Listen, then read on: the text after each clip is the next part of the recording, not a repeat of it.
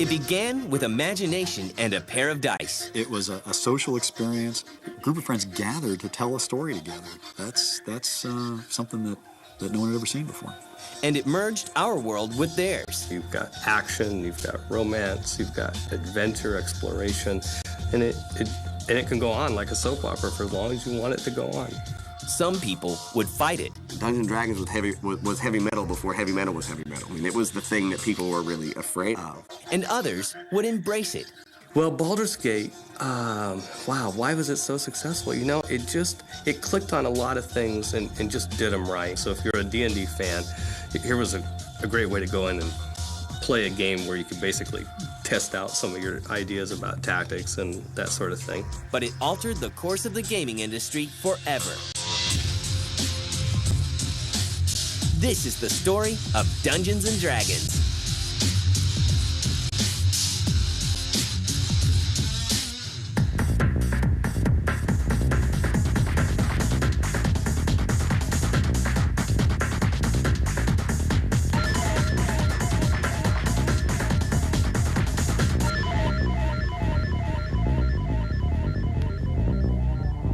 The snowy winters of Lake Geneva, Wisconsin provide long hours for indoor entertainment. And in 1970, this perfect setting brings together two people and one incredibly unique idea. Dungeons & Dragons came out of a long line of wargaming. Gary Gygax and Dave Arneson were two different figures who led their own kind of local wargaming clubs. Where they would play big games of miniatures with little toy soldiers on tables. Both Gary Gygax and Dave Arneson were getting a little bit bored, and they're both very creative people, and they were looking for kind of the next step. Both of them independently started doing games based on kind of medieval fantasy settings. Somebody decided to attack a castle with a small party by going up through the dungeon, and that somehow sparked this thought that you could run a game a little bit differently with one person being a dungeon master. And the game that will become known as Dungeons & Dragons begins to evolve. Between them came up with the idea of, hey, you know, it isn't just about how fast and far this guy can move and how far he can fire an arrow and how hard he can swing a sword, but how about if we give these people, these characters, these little lead miniatures, some personality and some opportunities to talk about stuff and talk to each other, and you know, all of a sudden you've got a whole new game, a whole new game type. Instead of playing armies, you played a single person. And that was the real step. I mean, instead of moving pieces around a board, you became a person inside a world. It's all in their minds. You know, they were imagining everything as it happened, but it was really a world that they were wandering through. So it all started out as miniature stuff and then turned into something that I don't think anybody saw how big it was going to get.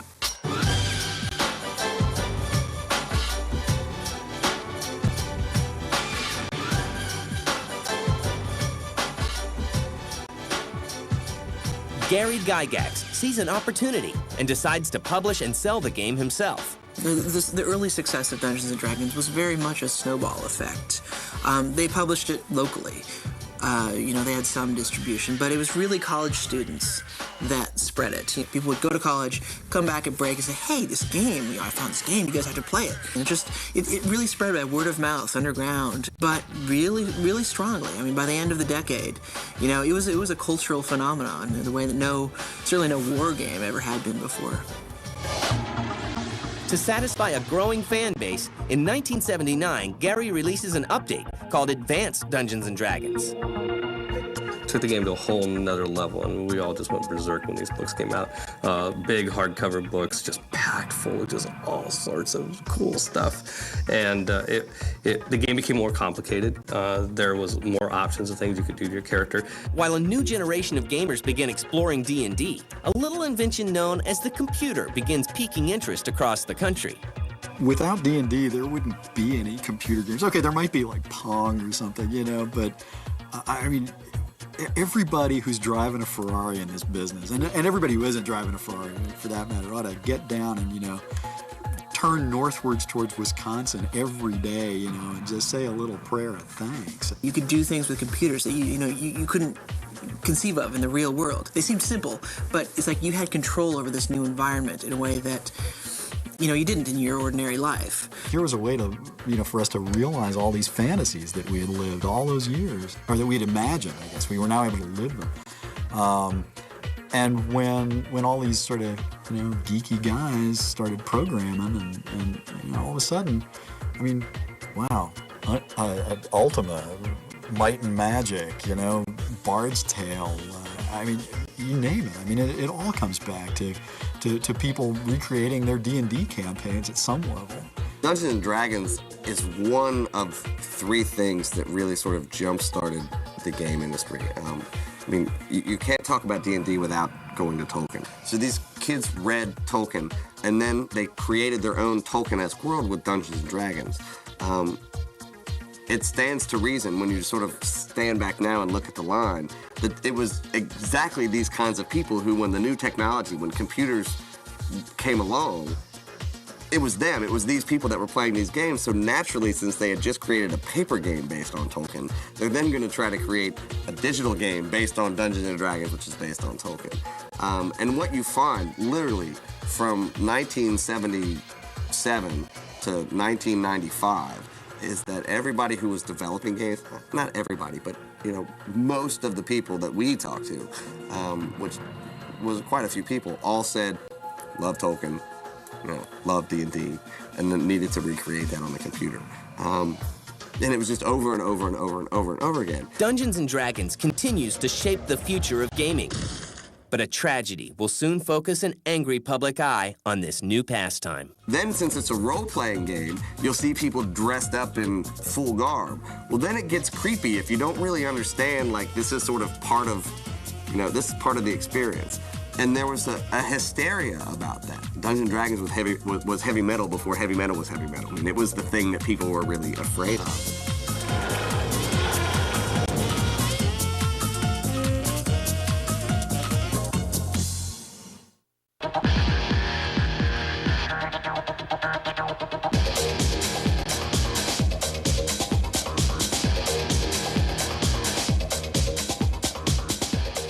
After a decade of relative obscurity, Dungeons & Dragons is about to reach new levels of exposure. But not all of it is good. Dungeons & Dragons has been the center point for a lot of anger throughout the years. I remember my mother was just unbelievably scared that I was playing this game that destroyed people's minds. It drove you mad. If you get that deep into your imagination and you start pretending you're someone else and you start, wielding a sword as you play this game and dressing up and speaking funny. I think people were worried that kids were going to get caught up in, demonic, anti-religious stuff or go crazy, all of which is crazy. And then if you really understand that it's a game about stories, and it's a game of fantasy, and it's a game that essentially needs to be played with other people, you can't really play it by yourself and have fun, some of that fear goes away, because you realize your kid really isn't, Lothar the pagan wizard. But the intense public scrutiny only helps Dungeons & Dragons find a new audience. I'd say the recognition of it as a potentially dangerous, satanic thing probably helped it. If you're a kid or a young male, anyone under 30 really, having the establishment say, hey, this is dangerous, you're going to take another look. It's like, if you can make your parents a little disturbed that you're playing a game, it's like, hey, that's cool, let's try it out. D&D is being played in imaginations everywhere.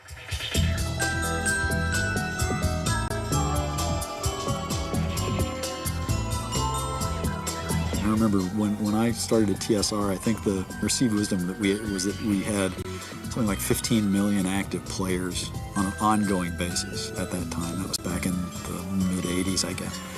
And that's a pretty big chunk of people. Due to its rising popularity, TSR, the company Gary Gygax used to publish Dungeons & Dragons, decides to license a series of computer games using the complex Dungeons & Dragons rule set. Strategic Simulations Incorporated, or SSI, takes players into a familiar adventure called the Pool of Radiance. Yeah, I was working at TSR when the license got signed with SSI, and the games were certainly very successful. I thought they were such amazingly faithful recreations of the D&D experience. The game allows players to move a party of characters through a dungeon, just as if they were in a real game of Dungeons and Dragons, but without the need for a dungeon master. At the time the SSI games came out, I was just getting into computers. I was a teenager, and I started picking up the Gold Box games and a few of their other titles because it was just a lot of fun. The SSI games were nice because it was like playing a D&D module. Because I would play for, you know, a few weeks or a month, and then I'd want to move on to something else. And here was a module just like a D&D module where there was a beginning, a middle, and an end. And I could play my D&D party, and my friends would come over and they'd start their own parties, and we'd have our different save discs. And we would take notes and pass them on to each other. It was almost like being in an adventurers club where people would say, oh, hey, you know, when you get down to level 16, go behind the gold door, but, you know, don't attack the wizard because he'll blow you away. You know, and it was a lot of fun. It provided almost a sort of live gaming experience with a computer game. The computer allows users to focus more on the gaming and less on the logistics. The success of the Pool of Radiance leads to more D&D licensed games. Some of them take advantage of the power of the computer to provide unique methods of gameplay and perspective. I don't know what it was, but even then, it's like I immediately gravitated towards Hillsfire, a game that no one remembers really. I mean, it's the forgotten Gold Box game. But it had this one little mechanic. It had a lock-picking mechanic that wasn't driven by those stats, and that wasn't just a recreation of the paper role-playing experience. And even then, I guess, I mean, I just wanted to exploit what this piece of hardware and this medium does that other media don't. I mean, that just seemed important to me. A computer game offers different things to a gamer than a paper and pencil. Part of it is a sense of immediacy. Something is happening right now, right there. In a paper and pencil game, usually the DM will say something, and you'll get to talk with your friends in the party, or you'll think about it or whatever, and nothing's going to happen right this second unless the DM is really driving the action. The computer doesn't wait for you. You know, if there's a monster running down the hallway, unless you hit the pause button or something, it's still running down. You have to do something. Using new technology, SSI decides to let the character play in a first-person perspective. Every once in a while they do something innovative, like Eye of the Beholder was, to me, the first time I remember what you would now call a third-person perspective, where instead of looking down at essentially representations of miniatures, you'd be looking at what you were fighting. And that was pretty cool. So they would try different things like the Eye of the Beholder series. It was a lot of fun.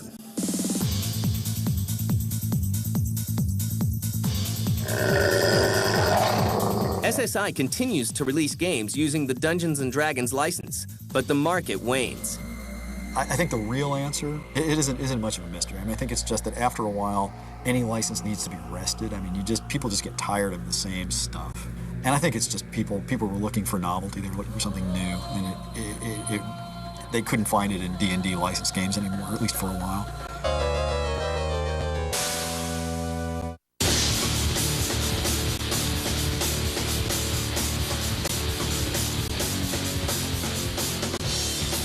And improvements in technology lead to gameplay so immersive that it draws people away from the role-playing games of the past. I think Doom really sent Dungeons and Dragons type games into decline. Doom style games are addictive. You know, you sit down and you play and you get drawn in, and they're fast and they're scary and they get your adrenaline going in a way that most role-playing games don't. Doom really changed the market. I mean, it was a turning point. And just as the Dungeons & Dragons computer games begin to lose their audience, TSR also begins a wobbly spiral that points to bankruptcy and a game that really does have an end. TSR found out it was in kind of financial trouble, and people were wondering what was going to happen next.